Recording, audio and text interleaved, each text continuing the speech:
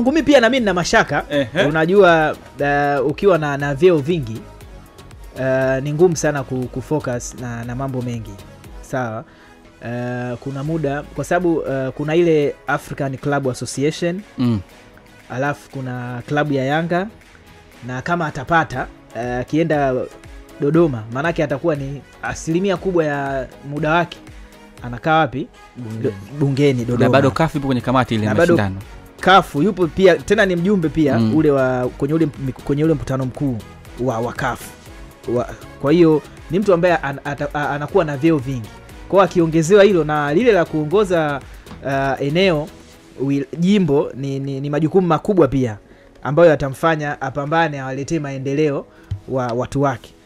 Kwa hiyo focus naamini inaweza ikapungua klabuni, kwa sababu kuna muda itabidi wafanye usajili, wawe na karibu na mara nyingi anakuaga front, anakwenda paka kusijia Ivory Coast, si wapi alikuwa anaenda mwenyewe. Yeah, kwa hiyo ukiangalia pia ni kiongozi ambaye yuko karibu sana na timu inavyosafiri ikienda Kigoma, ikienda Mwanza, unaona yupo karibu. Sasa makamu wa rais naye ameingia kwenye kinyang'anyiro. Kwa hiyo kama wote watapata, naamini kuna kitu kitapungua kwa upande wa Yanga. Lakini nimalizie kwa upande wa Singida Black Stars, tayari msimu wao umeisha, na mimi naamini ulikuwa ni msimu mzuri kwao.